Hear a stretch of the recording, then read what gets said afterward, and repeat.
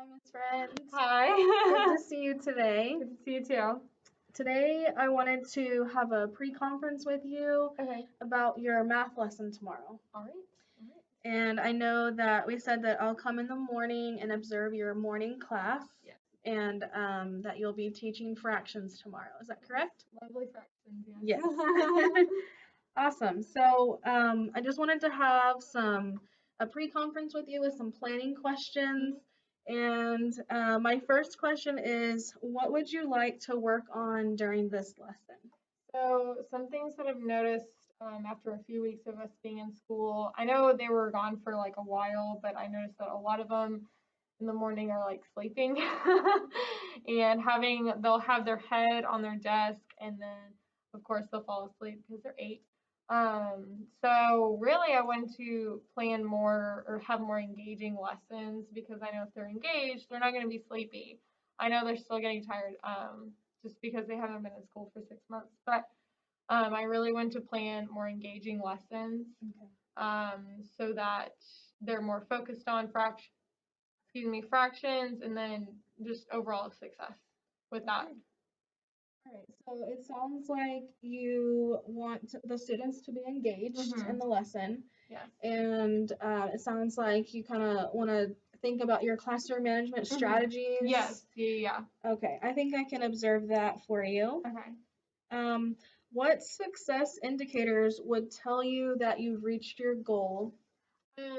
So, like, I guess just the overall vibe of the room. Like, I noticed that when we do like science experiments, they're like super excited to do it.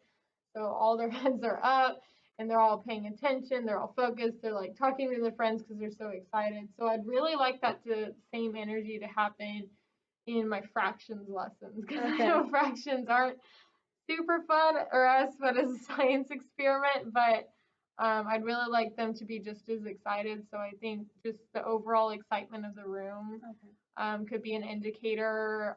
Also, just noticing if they complete the work, if they do what they're supposed to be doing, like complete the work with success rate, 70% or something like that.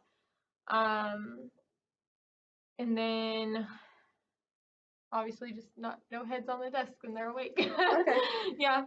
So I'll definitely take some notes during the lesson, and I'll note down those things, and we can talk about it at the post-conference. What strategies would you use to keep the students engaged in the lesson? Yeah, so this is what I'm still working on. And I know, like, when a student does fall asleep, because it happens pretty often, I do like a small tap on their shoulder the first time, because I don't want the whole class to be aware of the situation. So I usually just tap them on the shoulder and I'm like, hey, come on, let's get moving, But usually after like the second or third time, then it's like, okay, we need to have a conversation with your parents. So I don't know if that's necessarily a strategy, but just how I handle the situation. Some other strategies, again, I don't know if it's called a strategy, but sometimes I try to do different voices just to kind of make it a little more fun. That makes it exciting. And then I'm trying to think of something else. Oh, and just making sure that something I learned in college is they told me, like, make sure the student is saying as much as they can, or like I'm not saying what a student can say.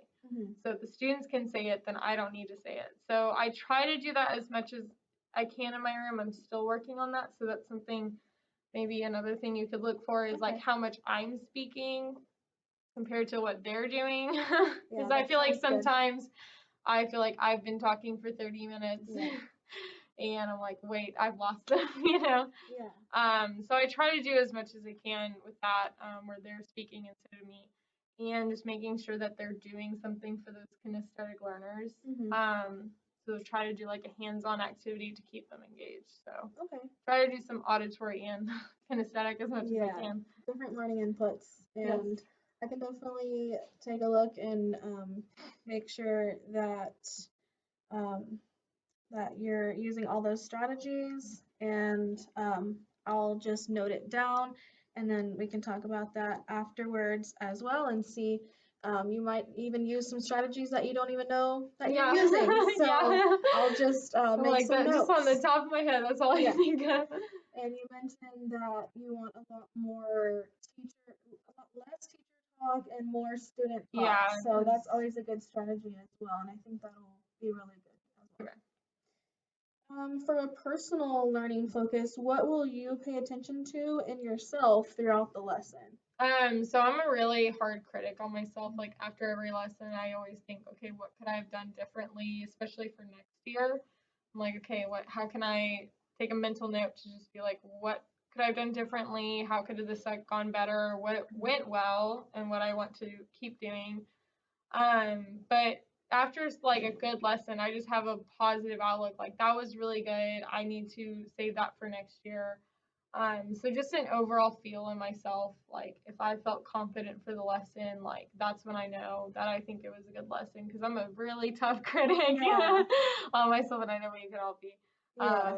But just when I feel like it was a good lesson, I think is like good for me.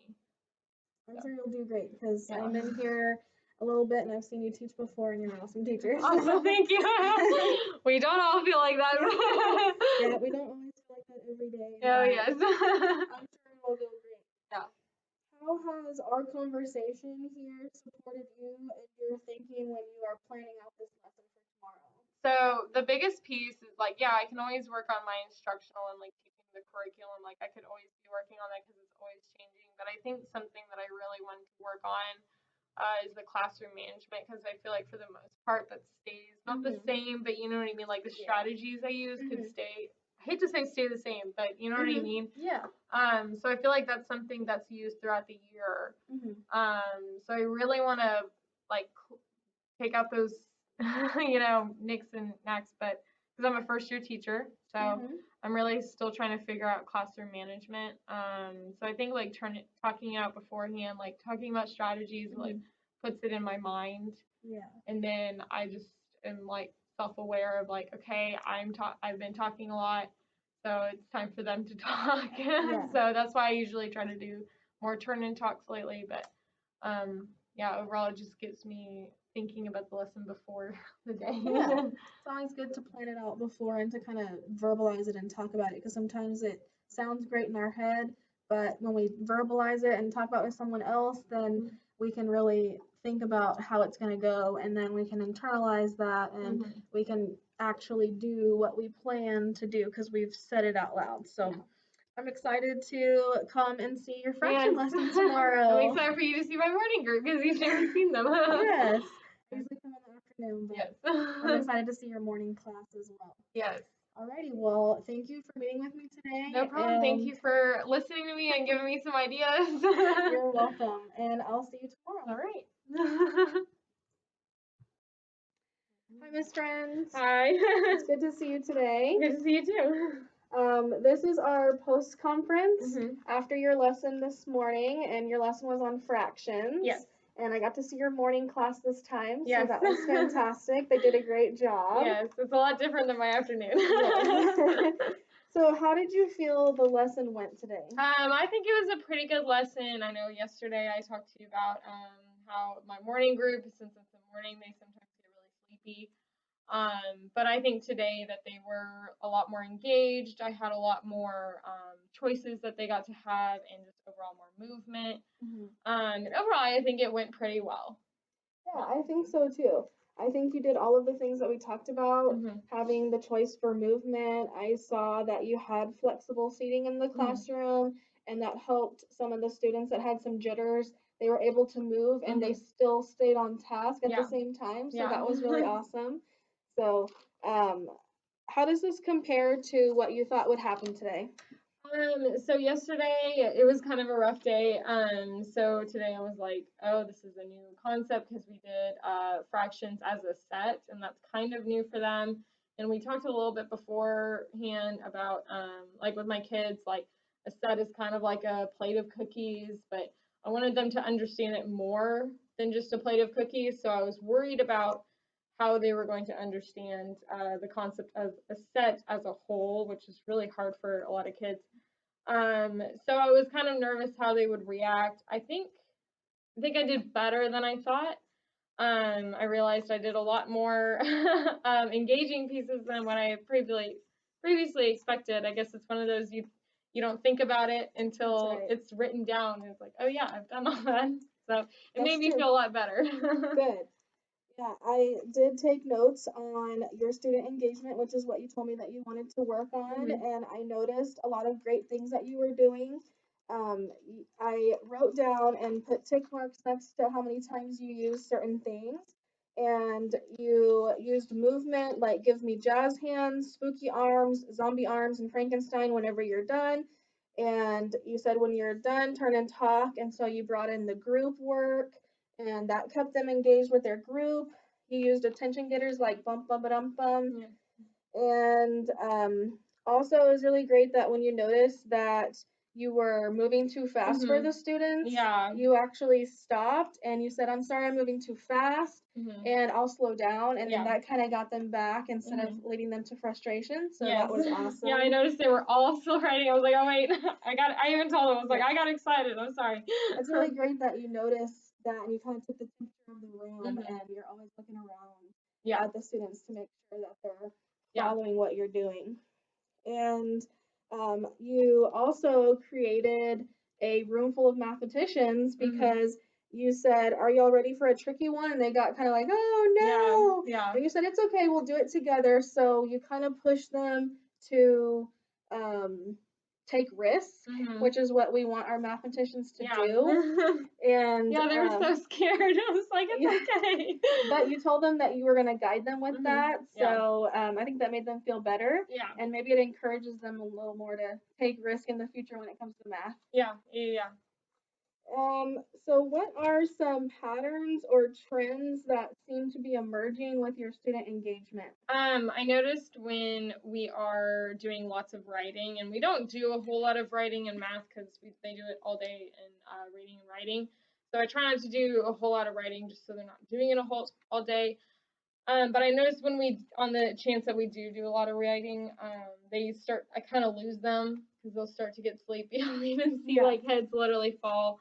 So I noticed I just kind of take a gauge of the room. Like, okay, if we're doing a lot of writing, I need to make sure that, I do like the zombie arms to make sure that they're still awake or they have something to look forward to.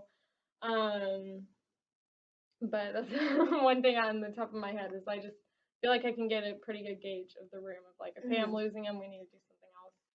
Yeah, I feel like you took their temperature a couple different times and you adjusted based on what the students were doing. And that was really great that you didn't leave anybody behind. Yeah. And they felt pretty comfortable with it. Yeah.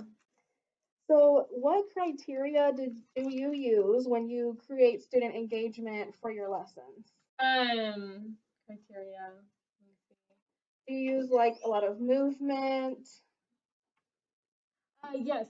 So some things that I do is in math we use a lot of dice. Oh yes. So that kind of engages the movement, and I make sure to give them choice. So whenever we do colors, like if we're annotating or like taking notes, I'm like, you can pick the colors, because it really doesn't matter to me as long as I just tell them like it needs to be 2 different colors. So I try to give them as much choice as I can, because in the school they don't get much choice in the day. So I just try to do my part. So adding choice, adding movement as much as I can, and just those manipulatives, because it's very important. I did notice that. I noticed that you brought out the dice and they were excited to use those. And I know that that takes care of the kinesthetic part of the lesson, and that really kept some of those kids engaged. And they really enjoyed using their crayons and their colored pencils. Yeah. And they really enjoyed that they got to pick their own colors when they were doing their fractions. So I think that kept them engaged as well. And then with the movement as well, it's really awesome that you put that all throughout the lesson, and I think that really helped keep them engaged. Yeah. What might be some assumptions or beliefs that are reflected by this? So I do believe in flexible seating. I do believe that those kids because they're 8, they're still kids. So just adding extra movement, if it's the wobble stools, they can just kind of sit there. But my rule is as long as you're focused, you can move all you want. I do have a student that likes to fall off the chair a lot.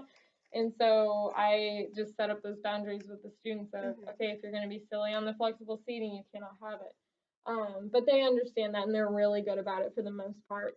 Some other beliefs, like the choice. I love to give kids as much choice as they can. I don't like to be a dictator in the classroom because again, as a whole, they really don't get a lot of choice in the day.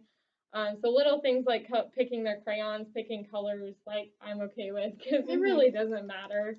And just overall like making sure they're still moving throughout the day in math because math is hard for a lot of kids, but we try to make it fun with using manipulatives and like what they think are toys. Excuse me, toys just to make it a little more fun. So. Yeah, I think that's really awesome. I have some of the same beliefs as well. That flexible seating really helps to keep their attention on the lesson and the task at hand because they have something to do with their body while they're learning. And I saw that they used it beautifully. And even though they were moving their body, they were completely on task and they were engaged with your lessons. Yeah, so like, and I had a kid earlier who's like straight up sitting on the floor when he's at a desk, but he was on task, so I'm like, I'm not really mad about it, so I just let him be. It's a really awesome way of thinking. Yeah.